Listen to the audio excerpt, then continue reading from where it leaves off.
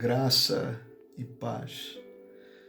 Amados, eu quero aproveitar este tempo e esta oportunidade para compartilhar uma palavra de Deus para as nossas vidas. Está lá no Evangelho de João, no capítulo 4, no quarto livro do Novo Testamento. Tem Mateus, Marcos, Lucas, os três evangelhos sinóticos, e depois nós temos o quarto livro, o Evangelho de João. No capítulo 4, nós vamos falar sobre a mulher samaritana, sobre o testemunho da mulher samaritana. João capítulo 4. Este trecho, ele começa no verso 1 e vai até ao versículo 42. Mas, para nós ganharmos algum tempo, nós vamos ler alguns versículos. Vamos começar lendo a partir do versículo 1 ao 9. Depois nós vamos ler do 25 ao 30. E depois nós vamos ler do verso 39 ao 42. João capítulo 4. Vamos ler. E quando o Senhor entendeu que os fariseus tinham ouvido que Jesus fazia e batizava mais discípulos do que João, ainda que Jesus mesmo não batizava, mas os seus discípulos, deixou Galileia e foi outra vez para Galileia. E era-lhe necessário passar por Samaria. Foi, pois, a uma cidade de Samaria chamada Sicar, junto da herdade que Jacó tinha dado ao seu filho José. Estava ali a fonte de Jacó. Jesus, pois, cansado do caminho, assentou-se assim junto da fonte. Era isto quase hora sexta, meio-dia. Veio uma mulher de Samaria tirar água. Disse-lhe Jesus: dá-me de beber. Porque os seus discípulos tinham ido à cidade comprar comida. Verso 9. Disse-lhe, pois, a mulher samaritana: como sendo tu judeu, me pedes de beber a mim, que sou mulher samaritana? Porque os judeus não se comunicam com os samaritanos. Agora nós vamos ao verso 25. Ler do versículo 25 ao 30. Verso 25. A mulher disse: eu sei que o Messias, que se chama Cristo, vem. Quando ele vier, nos anunciará tudo. Jesus disse: eu o sou, eu que falo contigo. E nisto vieram os seus discípulos e maravilharam-se de que estivesse falando com uma mulher. Todavia nenhum lhe disse: que perguntas, ou por que falas com ela? Deixou, pois, a mulher o seu cantar e foi à cidade e disse àqueles homens: vinde e vede um homem que me disse tudo quanto tenho feito. Porventura não é este o Cristo? Saíram, pois, da cidade e foram ter com ele. Agora, a partir do versículo 39 ao 42. Verso 39. E muitos dos samaritanos daquela cidade creram nele pela palavra da mulher, que testificou: disse-me tudo quanto tenho feito. E depois ter com ele, os samaritanos rogaram-lhe que ficasse com eles, e ficou ali 2 dias. E muitos mais creram nele por causa da sua palavra. E diziam à mulher: já não é pelo teu dito que nós cremos, porque nós mesmos o temos ouvido e sabemos que este é verdadeiramente o Cristo, o Salvador do mundo. Louvado e glorificado seja o nome do Senhor. Bom, amados, antes de nós entrarmos dentro do nosso texto, antes de tudo é fundamental nós olharmos para o seu pano de fundo. Por quê? Porque se nós não fizermos isso, nós corremos sim o risco de perder de vista a beleza e a profundidade daquilo que as Escrituras narram, daquilo que o texto ensina. E isso acaba então fazendo com que o texto perde então o seu real sentido, o seu real propósito. Aquilo então que o autor queria enfatizar, aquilo que o autor queria ensinar. Então, nós não podemos nos esquecer que existe um distanciamento muito grande entre nós, ou entre a Escritura e nós. Então, se nós não tivermos o cuidado de voltar lá atrás e analisar cada texto no seu devido contexto, analisar as suas circunstâncias, o seu ambiente, o seu propósito, nós correremos o risco de usar as Escrituras indevidamente. E ao fazer isso, nós acabaremos por falar um monte de baboseiras, um monte de asneiras, acrescentando aquilo que as Escrituras não afirmam e fazendo então, como o meu pastor diz, fazendo sangrar as Escrituras e profanando aquilo que é sagrado. Então, o meu papel neste vídeo, em primeiro lugar, é não fazer sangrar o nosso texto e, com a ajuda e o auxílio do Espírito Santo, trazer então mais luz, mais clareza a respeito do nosso texto, direcionando-nos para uma visão correta que contém conflitos religiosos, que contém inimizade entre judeus e samaritanos, que contém então um encontro improvável, superando vários preconceitos e rompendo várias barreiras, e produzindo então uma conversão magnífica e um espírito missionário que produziria então salvação, testemunho e salvação. Então, interessante, antes de tudo, notarmos que o apóstolo João, o escritor deste Evangelho, inspirado pelo Espírito Santo, ele faz então uma transição de um diálogo que Jesus tem com o doutor da lei Nicodemos, isto no capítulo 3, para agora um diálogo no capítulo 4 com a mulher samaritana. Então, o contraste entre Nicodemos e a mulher samaritana é de facto gritante. Porquê? Vejam bem, Nicodemos é homem, Nicodemos é judeu, Nicodemos é fariseu, Nicodemos é mestre da lei, Nicodemos é membro do Sinédrio, Nicodemos é um homem respeitado, é um homem de boa reputação. Já no outro lado nós temos a mulher, uma mulher samaritana, uma mulher inculta, uma mulher considerada imunda, uma mulher considerada pecadora, alguém que vivia então uma vida imoral. Vejam, nós temos Nicodemos e a mulher samaritana. Nicodemos, um homem religioso, e a mulher samaritana, uma mulher pecadora, uma mulher imunda. Entretanto, ambos precisavam de Jesus. E ambos foram alvos do amor e do ensino de Jesus. Uma coisa interessante também notar é que de facto existe um grande contraste entre a forma como o Senhor Jesus ele foi recebido em Jerusalém e na Judeia, isto de forma fria e com grande incredulidade. Já em Samaria, ele é recebido com grande alegria, com grande entusiasmo. Então, os judeus o rejeitavam.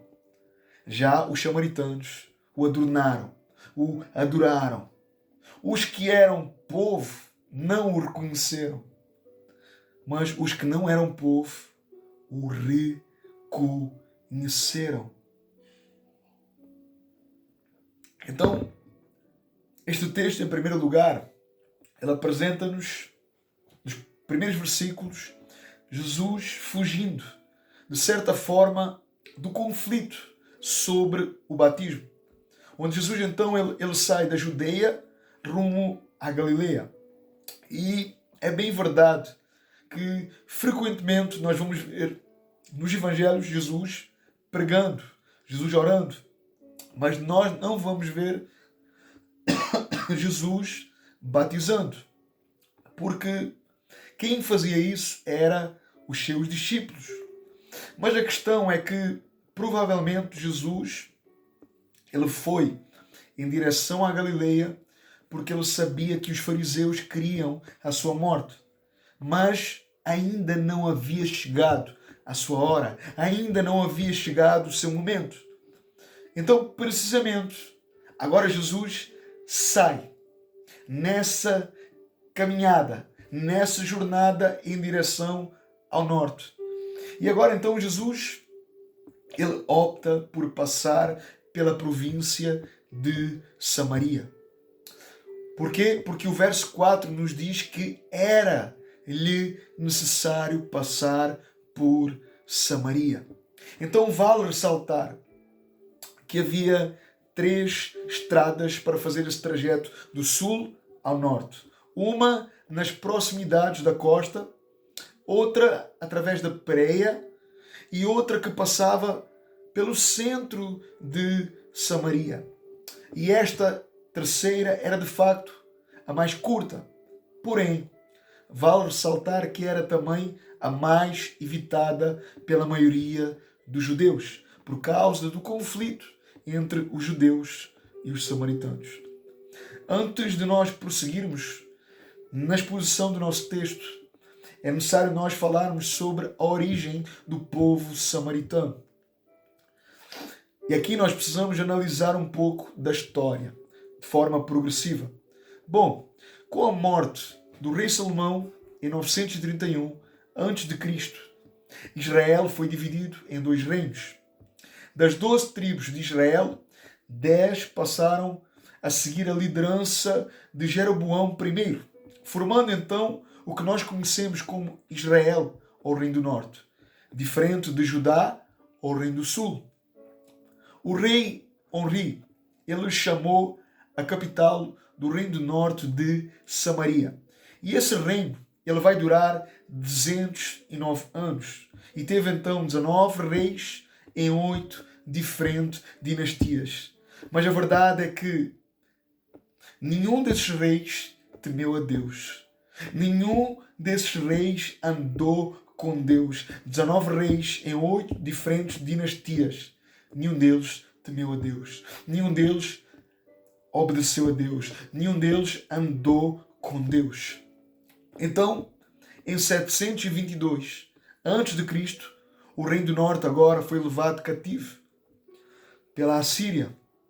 Sargão II, ele deporta então agora os israelitas de posses e passa então a povoar a terra com estrangeiros, os quais então agora se casam com os israelitas sobreviventes, formando agora um povo religioso e sincrético. Em 586 a.C., o Reino do Sul também agora foi levado para o cativeiro, desta feita pela Babilônia. E agora, depois de 70 anos, os judeus retornam à sua terra para reconstruir o templo e reedificar a cidade de Jerusalém. É neste momento que os samaritanos, eles tentaram fazer aliança com os judeus então, aliança então com os judeus que retornaram, mas eles foram rejeitados. Aqui vale dizer que não foi por causa da questão racial, mas por causa da sua apostasia religiosa. Entretanto, agora os samaritanos, enciumados, eles passam então a fazer tudo para atrapalhar a reconstrução do templo. E esse ódio dos samaritanos, ele continua quando mais tarde, por volta do ano 444 a.C., Neemias, ele veio da Babilônia com o propósito de reconstruir os muros de Jerusalém. Mas os samaritanos, eles tornaram-se os seus principais inimigos. Por volta do ano 400 a.C., os samaritanos erigiram um templo rival no Monte Gerizim. E esse templo, agora no final do século II a.C., ele foi destruído por João Hircano, o governador asmoneu da Judeia. Então vejam, esta combinação de eventos estimulou, como é óbvio, o ferrenho conflito entre judeus e samaritanos. E nos dias de Jesus, esse muro de separação, essa parede de inimizade entre judeus e samaritanos, era de facto uma barreira incontornável. É interessante também notar que não é só a inimizade do conflito entre os judeus e os samaritanos que está em jogo aqui, mas também a superação de vários preconceitos e de várias barreiras. Talvez você pergunte, que barreiras são essas, Fábio? Bom, em primeiro lugar, a barreira cultural. O próprio nome da cidade que Jesus parou a cidade, ela se chama Sicar. E o significado é cidade dos bêbados. Então vejam, Jesus mandou que os seus discípulos fossem comprar comida em Sicar, na cidade dos bêbados. Devo lembrar também que os judeus, eles consideravam a comida dos samaritanos imunda. Além disso, Jesus era também um mestre rabino.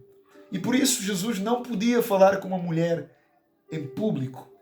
Entretanto, o que nós temos neste texto, o que nós vemos neste texto, é que Jesus não somente conversou com esta mulher, com a mulher samaritana, como também lhe pediu um favor, pediu-lhe água. Vejam, a mulher, ela tinha uma vida imoral que era reprovada pela lei. Ela já tinha 5 maridos e agora vivia supostamente com um amante. Então era uma mulher desprezada. Mas aqui nós vemos que Jesus a valorizou. Outra coisa interessante de dizer é que um rabino, ele não podia falar em público, até mesmo com a sua própria mulher. O mais interessante é que a quebra desta regra por Jesus podia significar o fim da sua boa reputação diante do povo. Em segundo lugar, nós temos outro problema, outra barreira, que é a barreira racial.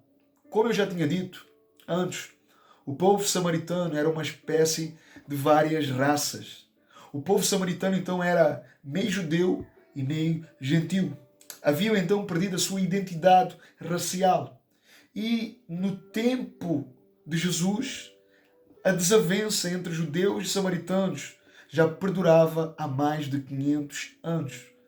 Então, para nós termos uma noção do quão difícil era este conflito, um judeu considerava um samaritano combustível para o fogo do inferno. Então vejam que eles não se davam, eles não se relacionavam, eles não comiam, eles não bebiam juntos. No entanto, Jesus aqui sinaliza o rompimento do nacionalismo e demonstra então a universalidade do Evangelho. Em terceiro lugar, outra barreira, outro problema, que é sem dúvida a barreira religiosa. A separação entre judeus e samaritanos, ela também se relacionava com a apostasia religiosa dos samaritanos. Por quê? Porque eles haviam perdido a integridade doutrinária. Eles não preservaram a fé intacta. Eles diziam que o Monte Gerizim era o lugar do verdadeiro templo e o lugar da verdadeira adoração. Bom, os samaritanos, eles rejeitaram completamente o Antigo Testamento. Eles acreditavam apenas nos livros da lei, no Pentateuco, nos primeiros 5 livros. E isso aprova a ideia que os samaritanos tinham de facto uma religião sincrética, misturada e herética. E quando João Hircano, ele vai atacar Samaria e destrói o templo samaritano, o ódio dos samaritanos pelos judeus vai se agravar muito mais, agrava-se intensamente. Agora pensem comigo. A conversa de Jesus com a mulher samaritana, ela denota todo este cenário religioso como pano de fundo. Interessante também notar que Jesus, neste texto, ele vai superar todos estes obstáculos. Ele vai vencer todas as barreiras e vai triunfar então sobre esses preconceitos para alcançar o coração desta mulher. Agora, notem bem a cena, porque este episódio não é uma cena do acaso. Esta história não é uma história do acaso, muito pelo contrário, ela é fruto da soberania de Deus. Porque, conforme nós vemos no verso 4, João, ele vai enfatizar que era necessário que Jesus passasse pela região de Samaria. Então o apóstolo João, por outras palavras, inspirado por Deus, ele vai reconhecer, ou ele reconhece que o caminho, que o itinerário de Jesus, ele estava absolutamente sujeito ao plano soberano e providencial de Deus. Porquê? Porque essas palavras era-lhe necessário. Como nós vemos do verso 4, traduz uma ideia clara, indicando uma necessidade ou uma exigência divina. Interessante notar também que dentro do plano soberano de Deus, este encontro improvável, ele se dá de forma pública e ao mesmo tempo privada. Porquê? Porque só está ali Jesus e aquela mulher samaritana. Porquê? Porque o verso 8 diz que os discípulos tinham ido à cidade comprar alimentos. O verso 6 enfatiza a plena humanidade de Jesus. Jesus era 100% Deus e 100% homem. Porquê? Porque na sua natureza humana ele sentia fome, ele sentia sede, ele se sentia cansado. E este texto evidencia a humanidade de Cristo. Mas na sua natureza divina, Jesus é onipresente, onisciente e onipotente. Ainda no verso 6 diz que este encontro ele se dá por volta do meio-dia. No verso 7 diz que veio uma mulher samaritana tirar água no poço. Bom, nós poderíamos questionar, seria isso coincidência? Por que será que aquela mulher foi naquele horário buscar água? Teria sido isso um acidente? Ou será que era algo rotineiro em sua vida, algo rotineiro em seu dia a dia? Bom, o que nós sabemos à luz dos versos 16 ao 18 é que aquela mulher ela não conhecia quem estava ali na sua frente. Ela apenas sabia que Jesus era judeu, ela sabia dos conflitos entre os judeus e samaritanos e também conhecia a cultura e a tradição. Porquê? Porque ela mesmo questionou Jesus no verso 9. Como tu, sendo judeu, pedes água a mim, que sou mulher samaritana? Então vejam, é claro para nós que ela está familiarizada com todas estas questões culturais e tradicionais. Entretanto, é fácil também perceber que naquele horário, sendo por volta do meio-dia, se refere de forma clara a um horário de muito calor, que seria então um horário oportuno para descansar. Um período então em que os viajantes estariam com sede. E normalmente, importante ressaltar isto, normalmente as mulheres elas iam tirar água na parte da manhã ou no final de tarde, quando era então mais fresco. Entretanto, vale ressaltar que neste horário, o horário de meio-dia seria um horário adequado para alguém que não queria ser o quê? Visto. Para alguém que estaria a esconder algo. Para alguém que estaria vivendo de uma forma imoral, que é sem dúvida o caso desta mulher samaritana. Vejam, Jesus, ele sabe disso. Jesus conhece essa mulher. E Jesus, então, agora ele está sentado precisamente do horário que essa mulher iria ao poço. Esse encontro, então, ele é fruto da soberania de Deus. Antes que ela chegasse ao poço, ao meio-dia, Jesus já lá estava. Então, não foi, de facto, a mulher samaritana que foi ao encontro de Jesus, mas foi Jesus que foi ao encontro da mulher samaritana. E o texto nos mostra isso. Jesus conhecia a vida dessa mulher. Ele sabe então que essa mulher já teve 5 maridos e o que estava com ela não era marido, mas supostamente seria então o amante. Não sabemos então o que aconteceu ao certo com esses 5 maridos. Se morreram ou se divorciaram. O texto não nos diz, mas o que ressalta é sem dúvida, o que ressalta aqui é sem dúvida o conhecimento de Jesus a respeito da sua vida. E isso denota o quê? A onisciência de Jesus. É bem verdade que Jesus aqui ele se apresenta para esta mulher como a água da vida, como a fonte que jorra para a vida eterna. Ele apresenta então para esta mulher uma água que pode matar e saciar completamente a sua sede espiritual. Interessante também notar que Jesus ele não costuma identificar-se diretamente como sendo o Messias. Porquê? Até porque muitos judeus, se Jesus declarasse ser o Messias para os judeus, porque os judeus então eles pensavam que o Messias ele veio para trazer libertação política e libertação imediata. Mas vejam que agora Jesus em Samaria, afastado dos centros e das sinagogas do judaísmo, ele vai declarar para uma mulher samaritana: eu sou o Messias, eu que estou falando contigo, eu sou o Messias. Essa é uma declaração que nós temos à luz do verso 26. Vejam que, embora essa mulher samaritana ela estivesse familiarizada a respeito da promessa da vinda do Messias, o que ela nunca esperaria é que ela estaria então diante do verdadeiro Messias. Que o verdadeiro Messias estava então agora perante ela, perante os seus olhos, ela poderia então estar contemplando o verdadeiro Messias. Pense comigo nesta cena. Jesus está ali conversando com aquela mulher, derrubando preconceitos, derrubando inimizades, barreiras aparentemente impossíveis de ser derrubadas, mostrando então que a adoração dos samaritanos era desprovida do verdadeiro conhecimento, porque esse só poderia vir dos judeus, porque a salvação vem dos judeus.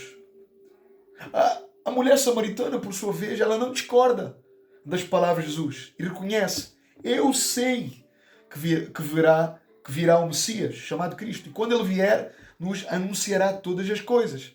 Agora imagina a cena. E agora então Jesus, ouvindo estas palavras da mulher, Jesus se dirige para esta mulher e confessa a sua verdadeira identidade. Eu sou o Messias, eu que estou falando contigo.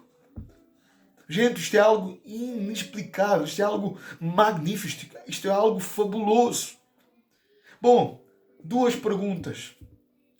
Qual o resultado desta conversa? Qual o resultado desta gloriosa afirmação de Jesus? Eu sou o Messias. Eu que estou falando contigo. Aquela mulher, absolutamente radiante, ela deixou tudo para trás. Ela deixa o seu cantar e foi agora à cidade. Pense comigo. O que levaria essa mulher agora a deixar tudo para trás? O que aconteceu? Bom, na verdade, quando Jesus afirmou para ela, no verso 13 e 14, a respeito da água que ela buscava diariamente do poço, que essa água não poderia a saciar. Em contrapartida agora, a água que Jesus ofereceria a ela saciaria para sempre a sua alma, sendo então uma fonte que jorra para a vida eterna. Então, essa mulher, ao ouvir isso, ela não hesitou em pedir essa água, que era sem dúvida uma água espiritual. Agora, ela de facto encontrou essa água. E ela agora está diante dessa fonte. E de forma extraordinária, essa água passou a abundar em sua vida ao ponto de a transformar de dentro para fora. A mulher samaritana encontrou o Messias e este saciou sua alma ao ponto de lhe dar de beber da água da vida, da fonte da vida. Uma mudança ocorreu, meu irmão, minha irmã, e uma conversão magnífica ocorreu. E agora, o que acontece? E agora, em resposta a essa conversão magnífica, o que está sobre ela? Nasce um espírito missionário. Notem comigo no verso 28 que enfatiza que a mulher samaritana deixa o seu cantar, foi à cidade e começou a falar ao povo. Vejam bem o peso e o impacto que o encontro e as palavras de Jesus tiveram na vida da mulher samaritana. Ela foi em direção à cidade e começou então agora a compartilhar a sua experiência com o Messias, com o Cristo. Então é notório e podemos de facto apresentar várias evidências da sua verdadeira conversão. Primeiro, essa mulher, ela deixou o cantar para trás, ela deixou o jarro para trás, ela deixou a sua vida para trás, ela deixou o pecado para trás. Em segundo lugar, ela correu à cidade agora para testemunhar. Terceiro, ela testemunha então agora para toda a cidade, dizendo ter encontrado um homem que para ela era o Messias. Quarto, quem encontra Jesus tem pressa em compartilhar essas boas novas com todos. É notório então que a compreensão da mulher samaritana a respeito de quem é Jesus, ela foi progressiva. Por quê? Porque em primeiro lugar ela pensou que Jesus fosse apenas um viajante judeu cansado. Em segundo lugar, depois de falar um pouco com Jesus, ela passou a considerá-lo profeta. E em terceiro lugar, e finalmente ela passa então agora a reconhecê-lo e a confessá-lo como Cristo, a quem o povo da sua cidade, no final do texto, vai chamar do Salvador do mundo. O final deste texto é sublime. Por quê? Porque ressalta o papel missionário dessa mulher ao testemunhar acerca de Cristo e a relevância que o povo daquela cidade deu ao testemunho da fé dessa mulher, que chamou então o povo a ir até Cristo e contemplá-lo com os seus próprios olhos. Os versos finais, versos 39 ao 42, João vai afirmar a eficácia e a eficiência que o testemunho da mulher samaritana ela teve para o seu próprio povo, para os samaritanos, porque eles foram até Jesus e se encantaram com Jesus, ao ponto de lhe pedir para ficar mais tempo com eles. Aqui de facto nós temos a primeira colheita de Jesus entre os samaritanos, e isto em grande escala, que marcaria a primeira indicação do alcance universal da sua missão salvífica, que não seria somente para os judeus, mas onde os gentios também seriam alcançados e seriam alvos dessa bendita salvação. Até porque a igreja primitiva, ela se desenvolveu primeiro em Jerusalém, Judeia, Samaria e se desenvolveria até aos confins da terra de forma contínua e progressiva. Algumas lições práticas deste texto. Primeiro, quem se revela ao homem é o próprio Deus, pela pessoa bendita e preciosa de Cristo, e nunca o contrário. Segundo, ninguém é atraído a Cristo, à fé, ao arrependimento, ao Evangelho, por sua condição política, social, profissional ou religiosa. Terceiro, todas as classes, sem exceção, podem ser alvos da misericórdia e da graça de Deus.